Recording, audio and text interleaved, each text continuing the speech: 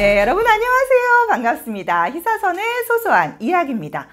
오늘은요, 드디어 이 책을 가지고 왔습니다. 바로 장안의 화제죠. 바로 자청님의 역행자를 갖고 왔습니다. 저는 자청님의 유튜브를 워낙 자주 보기 때문에요. 사실 이 역행자 책이 나오자마자 바로 사서 읽었습니다. 자청님 항상 말씀하시는 게 책을 읽고 인생이 변했다 이런 말씀 정말 많이 하시는데 책을 많이 읽으셔서 그런지 정말 요약 정리도 잘 되어 있고 어떤 뭐랄까요, 몰입도 있고 설득력 있게 정말 순식간에 아주 재밌게 읽은 책입니다. 근데 왜 이제서야 이걸 갖고 왔느냐고요? 약간 조금 아껴두었어요. 아껴두었다가 드디어 이 역행자 책을 가지고 왔습니다. 역행자는요, 자청님이 쓰신 책이에요. 자청님에 대해서 모르시는 분들도 계실 테니까 아주 간단하게 설명을 드리도록 하겠습니다. 자청님은요, 제가 그러는 게 아니고 자청님 본인 스스로가 예전에는 굉장히 오타쿠에 굉장한 약간 찌질이었다 이런 얘기를 많이 하세요. 그리고 그 찌질이 오타쿠였던 당시의 그 사진을 또 굉장히 여기저기에 이 책에도 나와 있습니다. 하필이면 또 약간 이렇게 잠들어 있을 때여가지고 이렇게 입도 이렇게 벌어져 있고요. 굉장히 약간 그래 보이는 그런 사진들도 있어요. 그래서 그거 게임만 계속 했던 것 뿐만이 아니라 사회생활도 어려우셨대요. 그래서 사회생활도 어려워서 어렵게 들어간 아르바이트 하는 자리에서도 사람들이 자기를 이렇게 기피하고 멀리하고 나만 따돌리고 이래서 어떤 날은 책을 읽어봅니다. 심리학 책을 읽어서 그거를 그 실생활에 적용을 한번 해보셨대요. 그랬더니 자기를 약간 따돌리고 멀리했던 사람들이 점점 좀 좋아하기 시작하더라는 겁니다. 그래서 이분이 혹시 게임을 워낙 좋아하셨으니까 게임하는 것처럼 인생에도 공략집이 있지 않을까 이런 생각으로 그때부터 책을 어마어마하게 읽기 시작해요. 그래서 지금 어떻게 되셨냐면요, 자청님 쳐보시면 나오겠지만 아주 덩치도 좋으시고요, 어깨도 넓고 굉장히 멋지시고 지금 100여 분의 직원분과 함께 다양한 사업을 아주 성공적으로 이끌고 계시는 분입니다. 그래서 자청님이 쓰신 책 바로 역행자라는 책인데요. 정말 재밌게 정말 빠르게 아주 몰입도 있게 잘 읽었던 책입니다. 역행자는 무엇일까요? 여기에 제일 처음에 나오는데요. 한마디로 순리자가 온 인간의 약 95%, 정말 참담한 비율이긴 한데 95%는 순리자로 살아간다고 합니다. 순리자라는 거는 한마디로 우리의 본능 그대로, 태어난 본능 그대로 살아가는 사람들, 대부분의 사람들인 95%가 순리자로 살아가고요. 나머지 5%만이 그 본능을 깨부수고 거슬러 올라가서 내가 원하는 삶을 선택하고 또 그것을 이루어내면서 사는 사람, 단 5%만이 해당하는 역행자라고 합니다. 한마디로 역행하는 사람들이에요. 이렇게 95%와 5%, 이 퍼센티지만 보면 정말 좀 암담하고 참담하기도 한데 걱정하실 필요가 없습니다. 걱정하실 필요가 없어요. 왜냐? 우리에게는 이 역행자 책이 있기 때문이에요. 여기서 알려주는 총 7단계가 나오는데요. 이 7단계를 계속 하다 보면 우리는 결국 5%에 해당하는 역행자의 길을 갈 수가 있습니다. 아주 다행스러운 일이죠. 그래서 오늘은 이 역행자가 될 수 있는 5% 안에 들어갈 수 있는 그 7단계에 대해서 간단하게 얘기를 나눠보도록 하겠습니다. 사실 앞부분이 좀 더 중요하다는 생각이 들어서 앞부분에 조금 더 자세하게 설명을 하고요. 뒷부분은 뒤로 하시지 않게끔 빨리빨리 넘어가도록 할게요. 자, 그럼 지금부터 역행자가 될 수 있는 총 7단계 가보도록 하겠습니다. 고고싱. 그 1단계는요. 제 생각에 이 역행자 책의 가장 포인트입니다. 그리고 이 1단계가 되지 않으면요, 2단계, 3단계, 4단계 어떤 단계도 나아갈 수가 없어요. 그만큼 이 1단계는 이 책의 포인트이자 그리고 우리 삶에 정말 중요한 부분입니다. 무엇이냐면요, 바로 자의식 해체입니다. 자의식 해체라는 게 무엇이냐? 일단 자의식 해체를 알려면 자의식이 먼저부터 알아야겠죠. 자의식이라는 건 한마디로 내가 생각하는 내 생각이나 신념 같은 겁니다. 내가 생각할 땐 이러이러한 게 맞아. 내 생각엔 이러이러한 게 옳아. 라고 생각하는 게 바로 자의식인데요. 이 자의식이라는 게 참 어렵고도 무섭습니다. 대부분의 사람들은 내가 생각하는 대로 그리고 내가 믿고 싶은 대로 믿는 경우가 정말 많아요. 예를 들어 그 우화가 있죠. 너무 내 손이 닿지 않는 먼 곳에 있는 포도를 보고 저 포도는 실 거야 라고 생각해버리는 그것이 바로 자의식입니다. 정말 많은 사람들이, 저도 마찬가지고 다른 분들도 마찬가지고, 이 자의식에 어찌 보면 갇혀서 살게 되어 있습니다. 근데 이 자의식이 곰곰이 뜯어보면은요, 사실 옳지 않은 것도 굉장히 많고 그렇지 않은 것도 많은데 나 혼자만이 그것이 옳다라고 생각하는 경우가 굉장히 많이 있어요. 그래서 이 자의식이 똘똘똘똘 뭉쳐있고 이 자의식을 해체하지 못하면 한마디로 어떤 것도 정보가 내 안에 들어올 수가 없죠. 왜냐하면 나는 이게 옳은 것 같고 이게 맞는 것 같고 이게 내 생각이 맞는 것 같고 하면 더 이상의 어떤 정보나 더 이상의 어떤 교육들이 들어올 수가 없습니다. 그러다 보면 뭐가 될까요? 더 이상 성장도 없고 배움도 없어서 결국은 꼰대 소리를 듣게 되겠죠. 네. 정말 무서운 일입니다. 근데 곰곰이 생각을 해보면은요, 우리 주변에 어떤 꼰대가 있다고 가정을 해보자고요. 그 꼰대를 생각했을 때 주변의 모든 사람들은 그분이 꼰대라고 생각해요. 아, 저분 너무 고집도 세고, 아, 저분 정말 다른 사람 얘기는 아예 도통 듣지를 않아. 그렇게 꼰대라고 생각하는데 그 꼰대를 생각해보면 본인 스스로는 결코 자기가 꼰대인 거를 절대 인정하지도 않고 자기가 꼰대라는 생각조차 하지 못합니다. 만약에 내가 꼰대라는 걸 알고 있다면, 그거를 정말 받아들였다면 이미 그분은 꼰대가 아닌 거죠. 아마도 나 인생에서 나 진짜 이제 드디어 꼰대가 됐다, 이런 분은 없으실 거 아니에요. 꼰대는 누구나 다 싫어하는 건데 꼰대인 분들도 본인이 꼰대인 거를 전혀 모르는 겁니다. 그만큼 자의식 해체라는 게 어려운 일이라는 거예요. 왜냐하면은 잘 모르기 때문에 그 자의식을 깨부치기가 어렵습니다. 그래서 이 역행자 책에서는요, 또 친절하게도 그 자의식을 해체하는 3가지 방법이 나와 있습니다. 바로 첫 번째는요, 탐색하는 거예요. 계속해서 정말 촉을 엄청나게 세우고, 내가 혹시 꼰대는 아닐까? 내가 혹시 이 생각이 정말 맞는 생각일까? 내가 혹시 이런 거를 받아들이지는 못하고 있지는 않을까? 이렇게 계속해서 촉을 세우고 그것들을 먼저 탐색하는 겁니다. 이게 맞나? 이 생각이 옳나? 이게 정말 전 우주를 통틀은 진리와도 같나? 이렇게 계속해서 의문을 던져보는 거예요. 탐색하는 겁니다. 그리고 2번째 단계는요, 바로 인정하기입니다. 아닐 수 있겠구나. 나는 태어나서 이러이러한 생각으로 이러이러한 경험으로 이게 옳다라고 생각했는데 저 사람은 저러저러한 경험으로 저러저러한 생각을 하기 때문에 그렇게 생각할 수 있겠구나. 인정하는 단계예요. 나는 이게 옳다고 생각하지만 다른 사람들은 아닐 수 있겠구나. 인정하는 게 바로 2단계고요. 그리고 마지막 3단계는 전환입니다. 전환. 그렇다면 상대방과 나를 생각해서 좀 더 옳은 생각은 어떤 걸까? 좀 더 확장된 생각은 어떤 걸까? 생각해서 옳은 방향으로 전환하는 단계입니다. 정말 우리가 인생을 살면서 이 자의식 해체, 오늘 우리가 이 역행자의 책에 대해서 이야기를 나누고 있지만 이 자의식만 우리가 매일, 매순간 점점 더 확장하고 오픈된 마인드로 자의식을 해체할 수 있다면 훨씬 더 멋진 삶을 살 수 있을 거라는 생각이 듭니다. 그래서 이 첫 번째 단계, 가장 중요한 단계죠. 바로 자의식 해체 부분이었고요. 이제 2단계부터는 조금 빠르게 넘어가도록 할게요. 2단계는요, 바로 새로운 정체성 만들기입니다.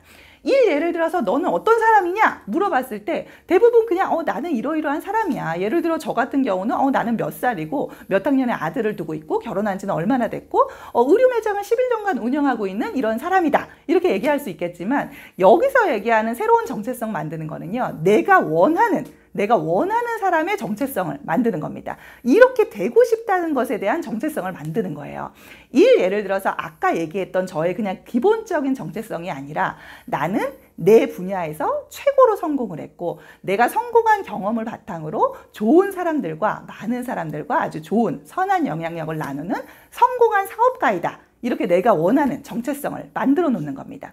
이렇게 정체성을 만들어 놓으면은요, 아무래도 행동이 바뀌게 되어 있어요. 나는 최고로 멋진 성공한 사업가인데 졸려 죽겠다, 좀 더 자야겠다, 이렇게 되지는 않겠죠. 나는 성공한 사업가라는 자의식을 내 스스로 부여했는데 막 짜증나 죽겠고 정말 오늘 되는 일이 없네, 이러지는 않을 거란 말이에요. 그래서 내가 원하는 정체성을 만들고 그것을 내가 믿게끔 하고 또 행동으로 실천하는 것이 바로 2단계였습니다.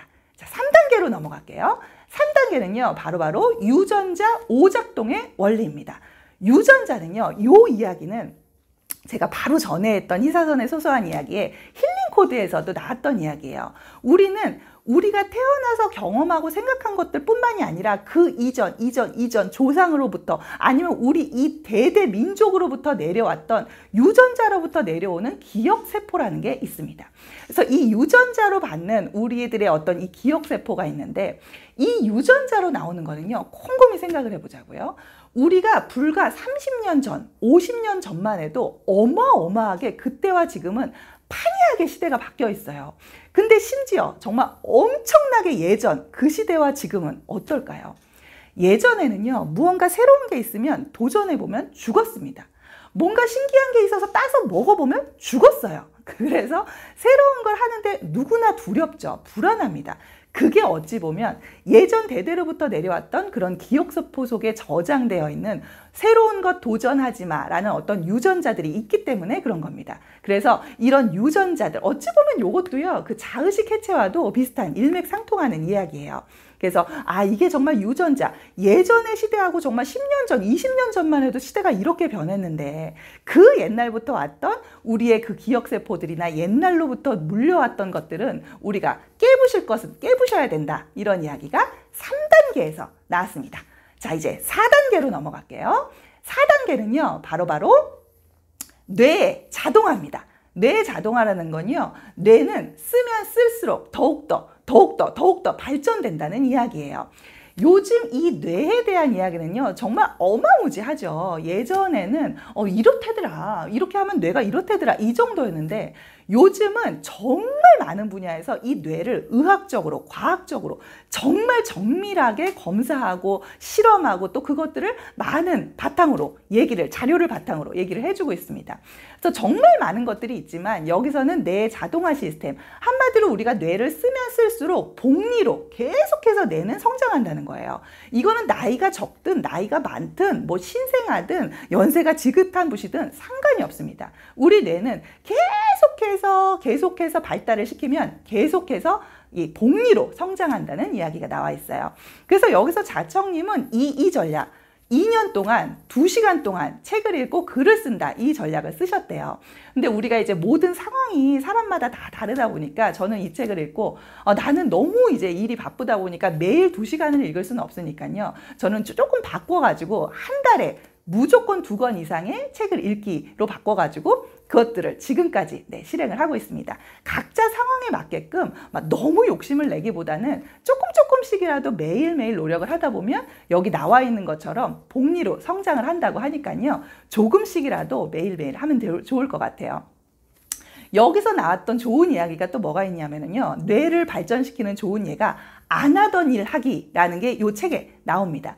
제가 요즘 최근 들어서 진짜 재밌게 본 영화가 있어요. 바로 Everything Everywhere All at Once라는 그 영화를 정말 재밌게 봤는데, 요 감독님은 제 생각엔 아무래도 우주의 어떤 원리를 아는 분이 아닐까 이런 생각이 들 정도로 정말 재밌게 봤습니다. 근데 거기서 좀 재밌는 거, 요거 뭐 스포는 아니고요, 거기서 재밌는 거는 뭐냐면 그 다중우주에 접속을 하려면 이 주인공이 평상시에 안 하던 행동을 해야 이게 접속이 돼요. 그래서 뭐 거기서 말도 안 되는 행동들을 계속 합니다. 그래서 그걸 보면서 제가 아주 빵빵 터졌는데 그 이야기가 요 책에서도 나와요. 그래서 우리가 막 그 영화에서 나오는 것처럼 뭐 막 거기서 막 립스틱을 막 먹고 이럽니다. 근데 그렇게까지 할 필요는 없지만 우리가 매일 똑같이 가는 길이라든가 매일 똑같이 가는 출퇴근길을 그 한 길만 있는 건 아니니까 안 가봤던 길로도 가보고 또 약간은 엉뚱한 타보지 않았던 버스 타고 여행도 해보고 그런 이야기들도 여기 나와 있습니다. 어떻게 하면 뇌를 최대한 이렇게 성장시킬 수 있는지에 대한 이야기가 여기 4단계에 나와 있습니다. 5단계로 넘어가면은요, 그것은 바로 역행자의 지식입니다.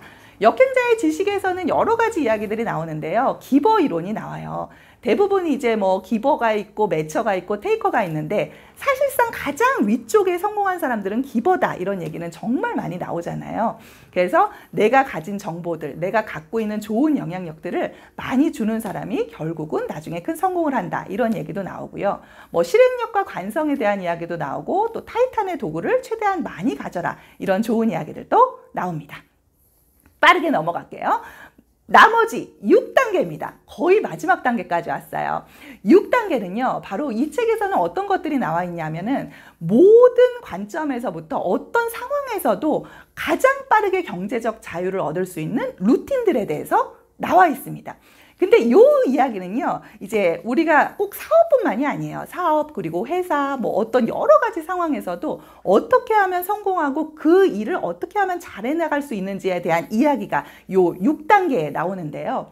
요 이야기는 또 제가 요 전전전인가요? 장사의 신에서 했던 이야기와 또 일맥상통하는 이야기로 나와 있습니다. 가장 중요한 거는요, 일도 그렇고 모든 일은 거의 비슷하죠.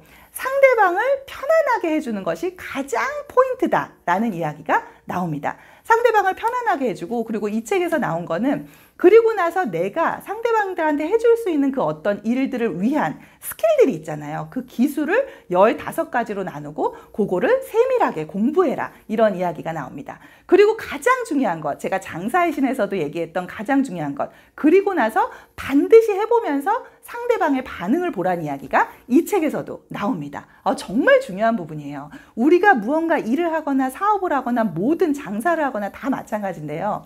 내가 상대방한테 주는 어떤 기술과 이 서비스가 정말로 상대방이 원하는 니즈에 맞는 것인지, 상대방이 이걸 정말 편안하고 기쁜 마음으로 받을 수 있는 건지 늘 리서치 조사를 해서 그 반응을 살피는 것이 상당히 중요합니다. 그래서 경제적 자유를 얻는 다양한 루트들에 대해서 요 6단계에서 나와 있습니다. 자, 이제 드디어 마지막 단계입니다. 요 마지막 단계 굉장히 쉬워요. 바로 지금부터 쭉 얘기했었던 1단계부터 6단계를 계속해서 반복, 또 반복하는 겁니다. 이렇게 해서 정말 빠르게 1단계부터 7단계, 우리 역행자가 될 수 있는, 역행하며 살 수 있는 이 7단계를 아주 짧게 이야기를 나눠보았는데요. 이 책에는 제가 정말 짧게 얘기해서 그렇지 정말 좋은 이야기들, 굉장히 설득력 있게 이해하기 쉽게 나와 있으니까요. 기회 되시는 분들은 꼭 한번 읽어보셨으면 좋겠어요. 네, 이렇게 해서 우리가 이렇게만 하면 정말 5% 5% 안에 들 수 있대요. 역행자로 살 수 있다고 하니까 우리가 또 우리 상황에 맞게끔 막 내일부터 당장 1단계부터 7단계 다 하겠어, 이런 생각보다는 차근차근 조금씩이라도 배우고 성장하다 보면 여기 뇌 자동화에서도 나온 것처럼 복리로 또 언젠가는 크게 이렇게 성장하는 날이 있으니까요. 편안한 마음으로 이렇게 우리 상황에 맞게끔 조금씩 공부해보면 좋을 것 같습니다. 네, 오늘 이렇게 해서 정말 할 얘기가 너무나 많았던 이 역행자에 대해서 함께 이야기를 나눠보았고요. 다음 시간에는요, 제가 책을 갖고 오지 않을 겁니다. 네, 책을 갖고 오지 않고 뭘 갖고 올 거냐, 그냥 제 이야기를 좀 해보려고 해요. 제 이야기를 하려고 하는데요. 제가 무슨 이야기를 할까 하다가 저희 가족 이야기를 하려고 합니다. 근데 제가 결혼한 지 지금 벌써 16년이 됐어요. 저희 아들이 중1, 14살입니다. 14살을 저희가 결혼하고 2년 있다가 아들을 낳았거든요. 그러니까 저희 부부가 벌써 16년이라는 생활을 함께 했는데, 부부가 16년을 생활을 함께 하면서 짧지 않은 시간이잖아요. 이 짧지 않은 16년이라는 시간 동안 단 한 번도 하지 않았던 일이 있습니다. 무엇일까요? 궁금하시죠? 부부가 16년 동안 단 한 번도 하지 않았던 이것에 대해서 여러분들과 함께 이야기 나눠보도록 하겠습니다. 궁금하시면 구독과 좋아요 부탁드리고요. 다음 시간에 더욱더 흥미로운 내용으로 여러분들 다시 찾아뵙겠습니다. 고맙습니다.